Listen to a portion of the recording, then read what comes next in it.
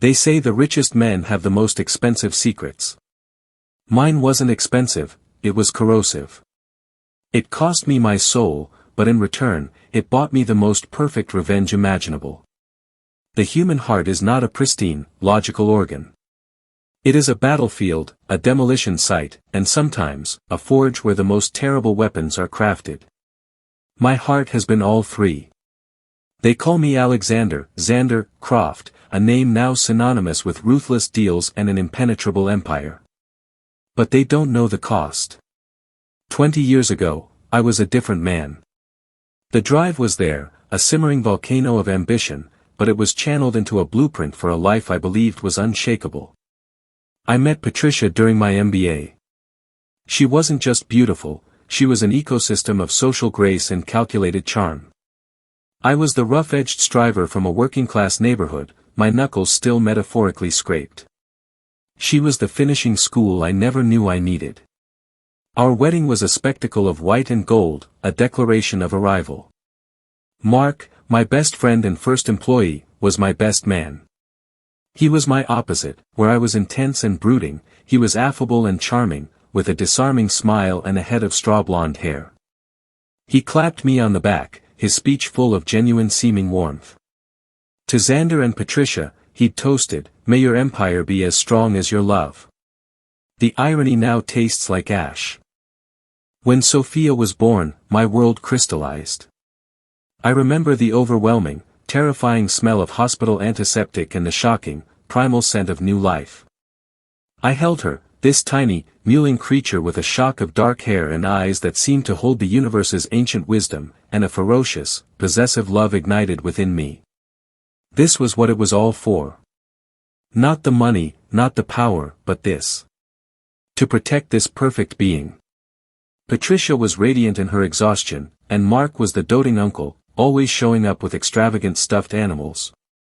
"She has your eyes, Xander," he'd say, and I'd swell with a pride so profound it felt like a religious experience. Ethelred Holdings grew from a hungry startup into a formidable predator. The late nights, the stress, the missed bedtimes and school plays, I framed them all as sacrifices on the altar of their future. I was building a legacy. For Patricia's charity galas, where she shone like a diamond among the city's elite. For Sophia's exclusive private schools, where she learned to carry herself with an innate authority. For the son we would later have. When Liam arrived 4 years after Sophia, the dream felt complete. But the first, hairline crack in my reality appeared the moment the nurse placed him in my arms. He had a tuft of straw blonde hair and a distinct, singular dimple in his chin, a perfect replica of Mark's. A cold knot, small but dense as a black hole, tightened in my stomach. "He looks different," I managed to say to Patricia in the hospital room, the fluorescent lights humming a sinister chorus overhead. She laughed, a sound like wind chimes I had once found enchanting, and patted my hand with a condescension I was only now beginning to perceive. "Don't be silly, Xander. He has my mother's Nordic coloring. All my cousins were toe-headed babies. It's perfectly normal. Love is a powerful blinding agent, and the fear of the truth is an even stronger one." I buried the doubt, stamping it down with rationalizations. Coincidence. Genetics are strange. You're being paranoid. I threw myself deeper into my work, using the burgeoning success of Ethelred as a bulwark against the creeping dread. The blueprint was sound. I was the architect, and they were my masterpiece.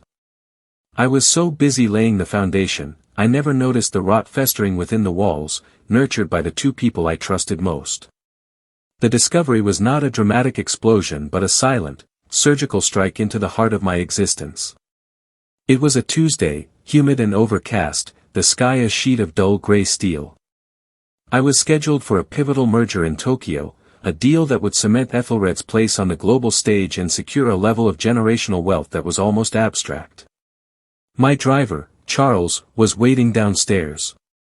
My luggage, packed by a wife whose affection was a performance, was in the trunk. Rushing out, my mind already in a boardroom 6,000 miles away, I'd forgotten my passport. I told Charles to wait, jogging back into the unnerving silence of our Tribeca penthouse. Patricia should have been there, bustling about. The silence felt intentional, accusatory. Then, I heard her voice from the sunroom, a room she had curated filled with light and orchids and life, a beautiful lie in itself. Her tone was soft, intimate, a frequency I realized with a sickening jolt I hadn't heard directed at me in years. I miss you too, my love. It's agony, playing this part every day. A pause. I stood frozen in the marble foyer, a trespasser in my own home, my heart hammering a frantic rhythm against my ribs. Patience. The European merger is days away. The money will be obscene. We can finally be done with him. We can be a real family. Another pause, and then the words that detonated my world. He's so blind, Mark. So wrapped up in his spreadsheets and his ego. He truly believes they are both his. He's funding his own destruction, and he hasn't a clue. Mark. Both. The words were a nail gun to my heart. Both. Sophia and Liam. The word was the coffin slamming shut. The life I knew was a diorama, and I had just seen the puppeteer's hands. I backed away silently, my body moving on autopilot. I never retrieved the passport. I walked past Charles, got in the car, and said, "The office." The city was a blur of gray, the people on the sidewalks mere ghosts. In my office on the 60th floor, I sat in the dark as a storm finally broke outside, the rain sheeting down the panoramic windows, mirroring the tempest within me. I felt a profound, physical nausea. This wasn't just betrayal, it was an erasure. My past, my present, my future, all of it was a fiction authored by them. The memories assaulted me, each one now viewed through a lens of horrifying clarity. Mark volunteering to check on a sick Patricia when I was in London closing a deal, the two of them laughing a little too long at a private joke over family dinner at our home, the way he always, without fail, remembered her favorite flower, Casablanca lilies, for her birthday, while I, the husband, often needed a reminder from my assistant. I had called him thoughtful. I was a fool. A cuckold. A bank account. The next morning, my voice was cold, hardened steel. I called a number I had been given years ago by a business associate who operated in darker waters. A man named Silas answered. Silas. It's Alexander Croft. I need you to investigate my wife, Patricia Croft, and my employee, Mark Devlin. I want everything. Financials, travel records, communication archives. Their entire history. Leave no stone unturned. Discretion is your only guide. The 3-week wait was a special kind of torture. I performed my life like an actor in a play, my lines delivered by a ghost. I kissed Patricia goodbye in the mornings, the taste of her lipstick like poison. I shook Mark's hand, feeling the familiar, traitorous grip, imagining the bones in his fingers snapping. I took Sophia to a father-daughter dance, her small hand in mine, and felt a confusing surge of love and revulsion. Was she even mine? The question was a worm, burrowing deep. When the simple, unmarked USB drive finally arrived by courier, I held it as if it were a live grenade. On it was a digital dossier, a chronicle of my own cuckoldry. It was exhaustive, a testament to Silas's skill and their 2-decade-long duplicity. It was a history of a parallel life. The investigator had recovered deleted texts from an old, unsecured cloud backup. Patricia, he's working late. The usual place. I need you. Mark, I bought the perfume you like. He thinks it's for him. The idiot. Patricia, Sophia got his nose, thank God. It makes this easier. But sometimes I look at her and I see him, and it hurts. Mark, soon, my love. Soon it will all be ours. We just have to be patient. There were photos. Not just recent ones, but grainy, time-stamped images from a decade ago, the two of them holding hands on a ferry to Martha's Vineyard, a trip I had paid for, kissing in the rain outside a cinema where a film I hated was playing, checking into a roadside motel under the name Mr. and Mrs. Smith, while I was presenting at a conference in Berlin. Their methods were a masterclass in deception.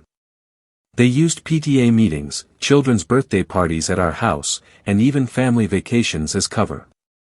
The investigator noted a pattern: Mark would often leave our family gatherings early, and Patricia would feign a migraine and retreat to her room, only to sneak out the service entrance an hour later. The final document was a PDF from a private lab. The paternity tests I had secretly arranged using DNA from their toothbrushes. Subject A, Alexander Croft, and Subject C, Sophia Croft. 0% probability of paternity. Subject A, Alexander Croft, and Subject D, Liam Croft. 0% probability of paternity. Sophia. Liam. Both.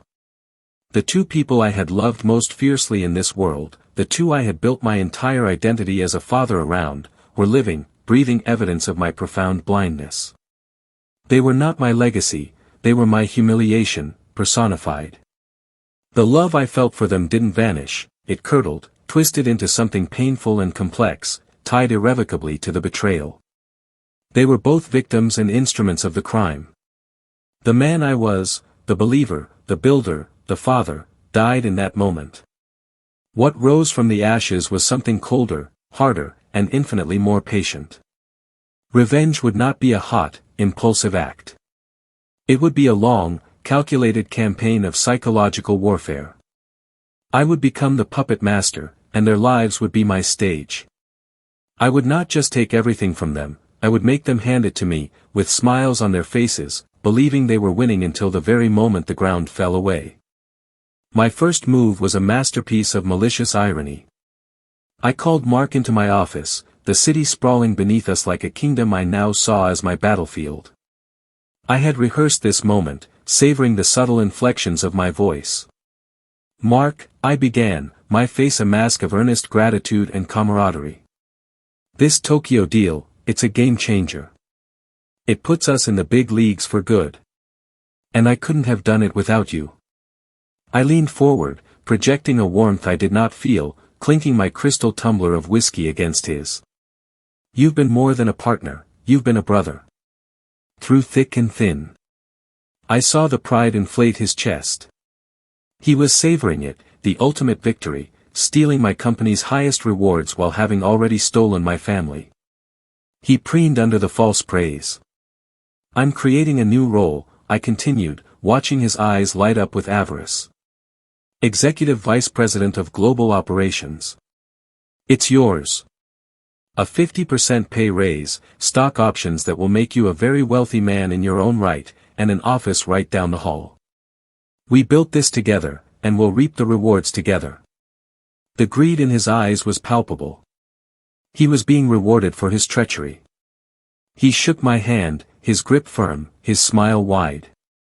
"Xander, I don't know what to say. Thank you. I won't let you down."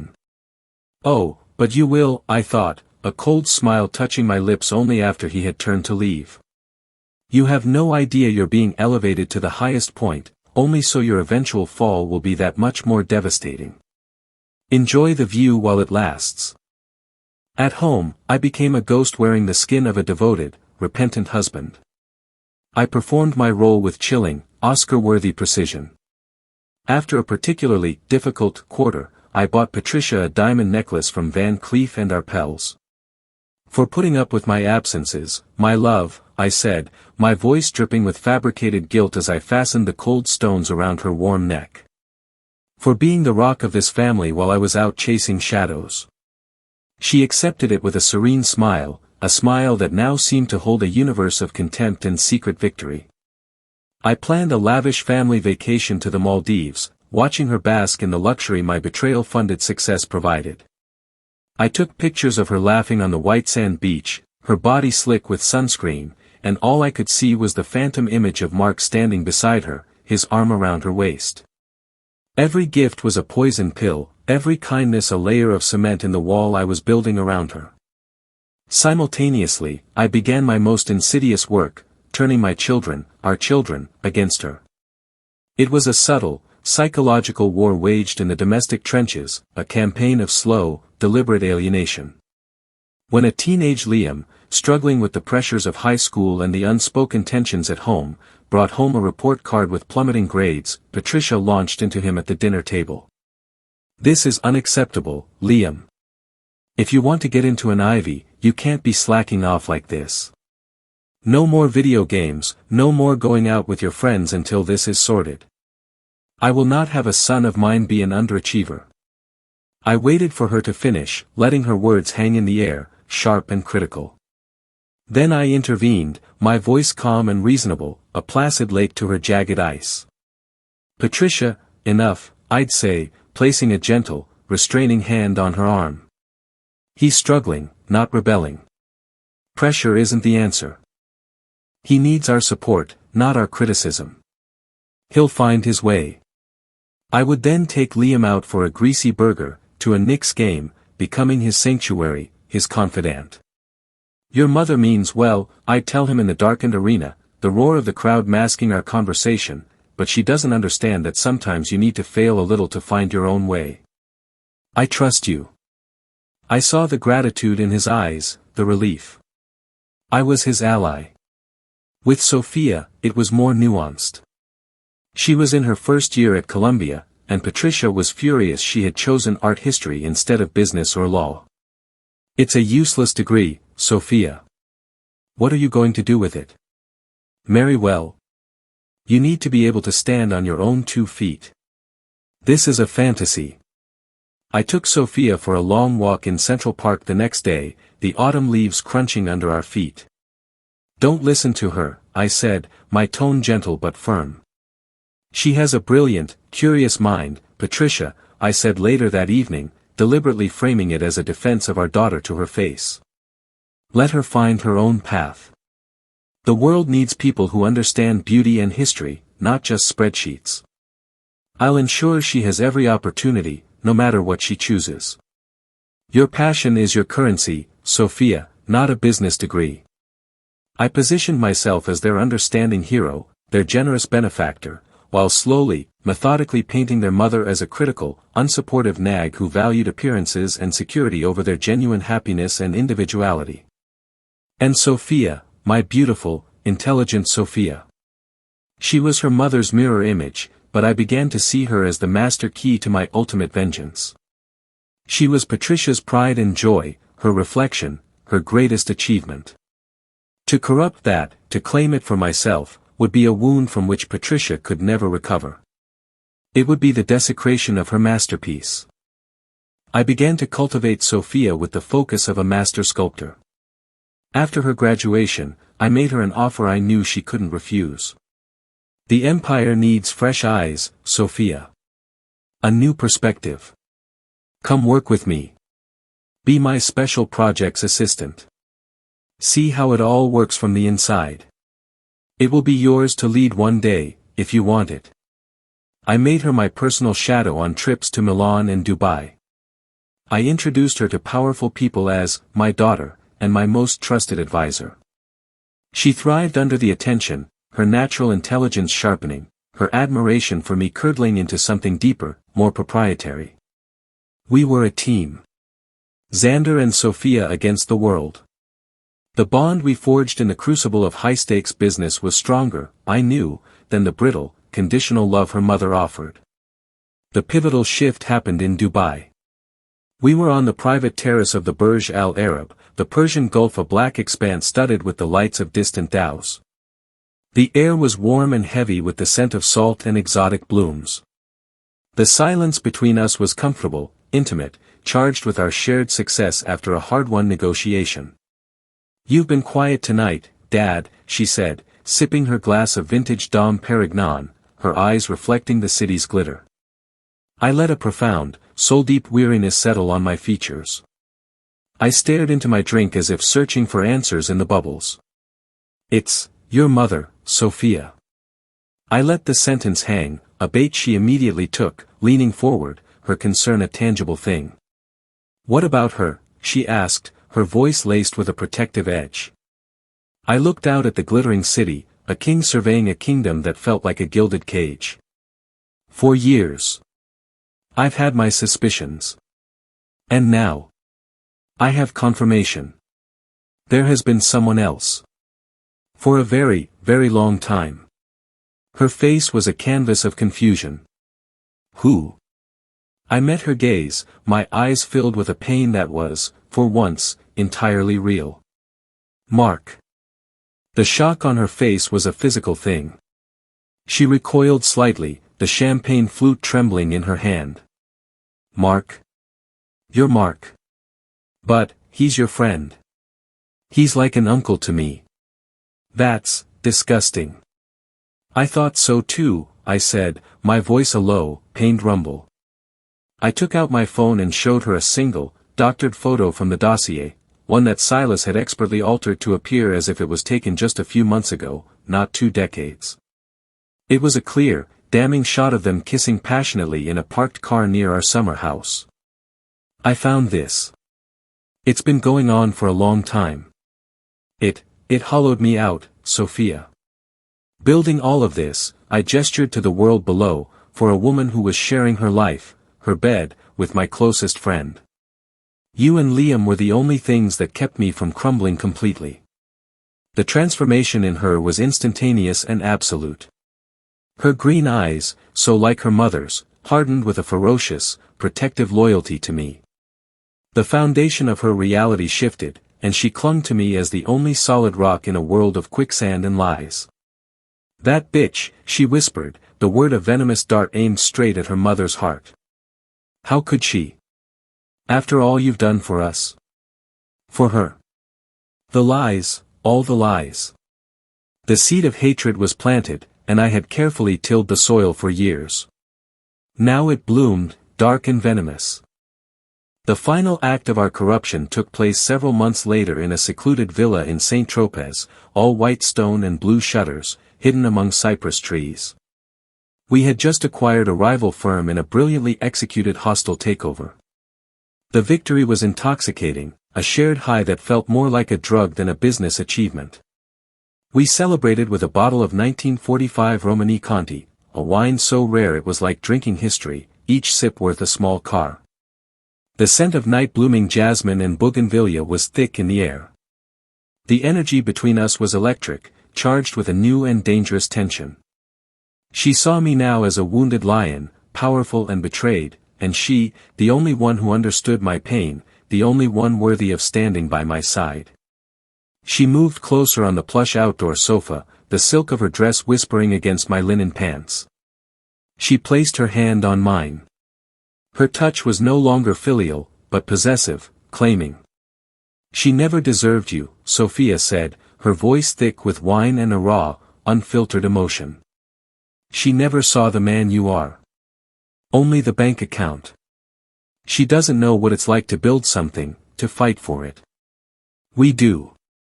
We understand each other. I turned my hand, lacing my fingers with hers.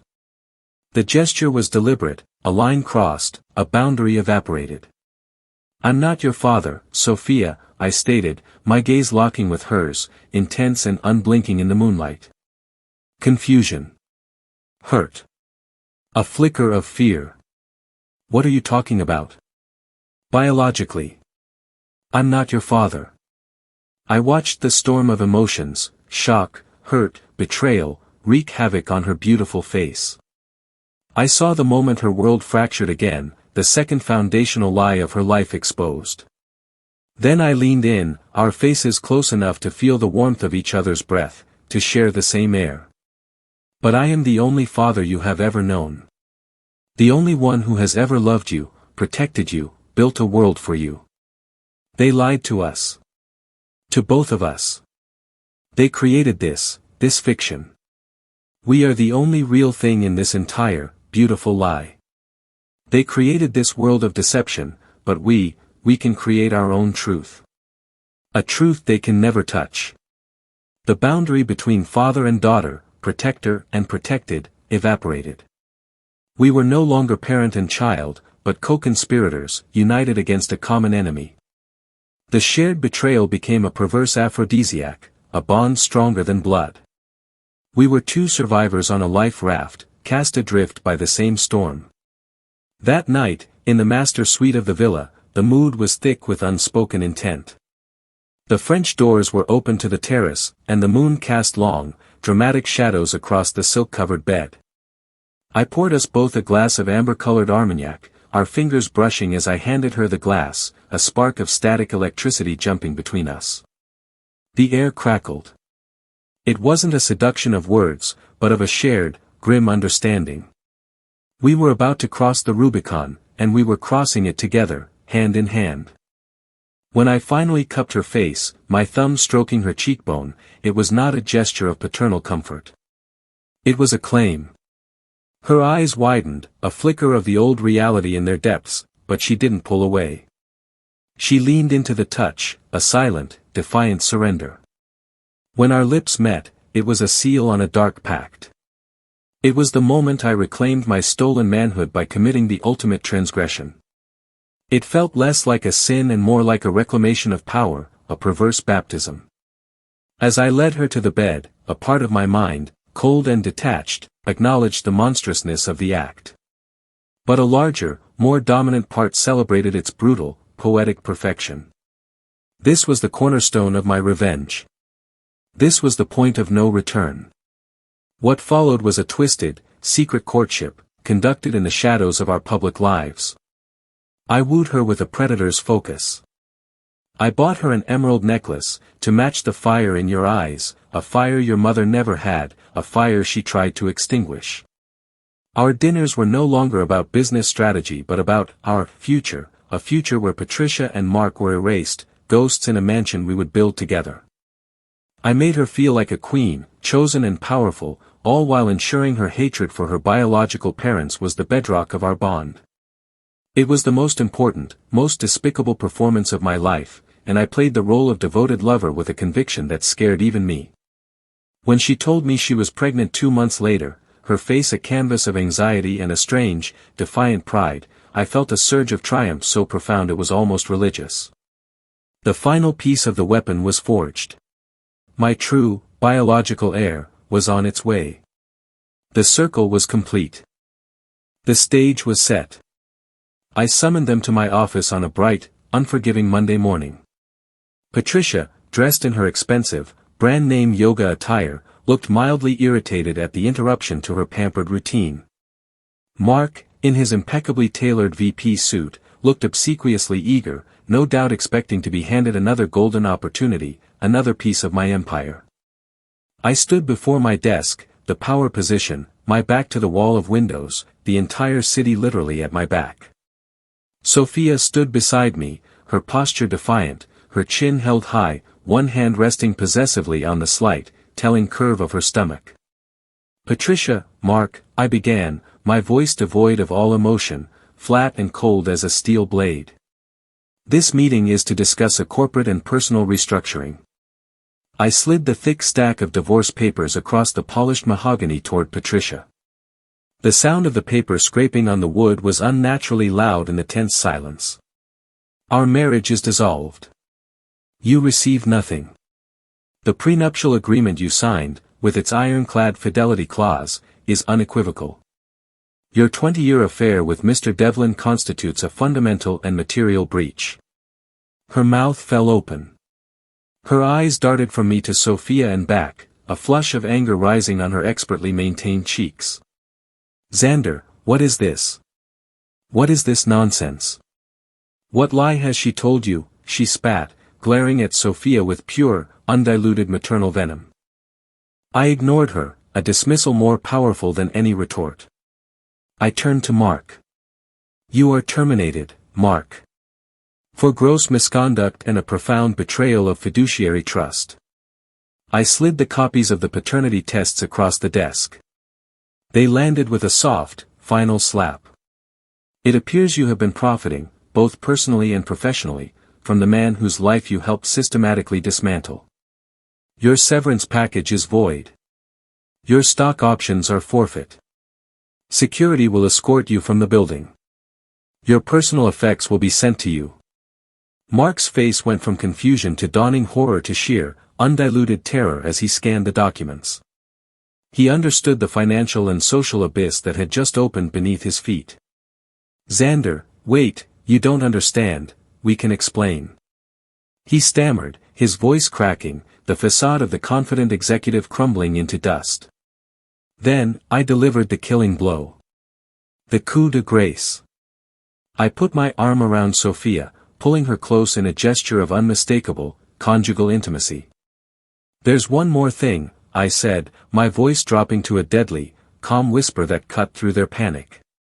"Sophia and I are married. We were wed by a judge last week." I let that sink in, watching the confusion deepen on their faces before delivering the final, devastating truth. "And she is carrying my child. The only true, biological heir to the Ethelred Empire." I let the words hang in the air, allowing the grotesque, horrific geometry of the situation to compute in their shattered minds. "Your daughter," I said, looking directly at Patricia, my eyes boring into her soul, "is now my wife." The silence was absolute, broken only by the soft, indifferent hum of the air conditioning. Patricia's face underwent a horrifying transformation. The initial anger melted into dawning, grotesque comprehension, then collapsed into utter, soul-crushing devastation. It was as if I had reached into her chest and physically ripped her heart out. She saw the full, terrifying scope of my revenge, not just to take her money or her status, but to take the very child she had used as a shield and a tool, and pervert that relationship into the ultimate weapon against her. A raw, guttural sound, a noise of such pure, unadulterated agony it was almost animalistic, ripped from her throat. She staggered back, clutching her chest as if shot, her eyes wide with a pain I had dreamed of inflicting for years. Mark simply sank to his knees, as if the strings holding him up had been cut, his body racked with silent, shuddering sobs. He wasn't just crying for his lost job or money, he was crying for the son he could never claim, for the daughter who now looked at him with icy hatred, for the total, humiliating annihilation of the future he and Patricia had plotted for over 2 decades. They saw it then, the horrifying, perfect geometry of my vengeance. I hadn't just uncovered their secret, I had perverted it, twisted it into a shape so monstrous it dwarfed their original sin. I had taken the very child their union had produced and made her the queen of my new, twisted order, the mother of my true heir, the living, breathing instrument of their eternal damnation. The divorce was a swift, public evisceration. The prenup held. Patricia was left with nothing but the clothes on her back and a mountain of shame that followed her every move. The press had a field day. I married Sophia in a cold, legal ceremony, with only Liam and a few paid witnesses in attendance. Liam, when he learned the full, sordid history from me, a carefully curated version that highlighted their long-term deception and my forgiving nature, was repulsed by his biological parents. He saw them as con artists who had stolen his father's love, his inheritance, and his own identity. He stood with us, his loyalty to me solidified by the depth of their deception. People will call me a monster. They are right. But I am a monster of specific, deliberate design. Patricia and Mark didn't just cheat on a husband, they spent 20 years carefully forging the very instrument of their own annihilation. They built the gilded cage, fed the beast within, and handed me the key. Now I am its king. And my queen, the mother of my child, is their living, breathing, eternal shame. When I look at my son, my true son, I see not the past, but the future. A future built on the ruins of their betrayal. The revenge is complete. It is absolute. And in the profound, echoing silence of my victory, surrounded by the family I have so grotesquely remade, I can confirm it is everything I deserved. Thanks for watching. Click the subscribe button below to subscribe to our channel for more fascinating, interesting, suspenseful and emotional stories.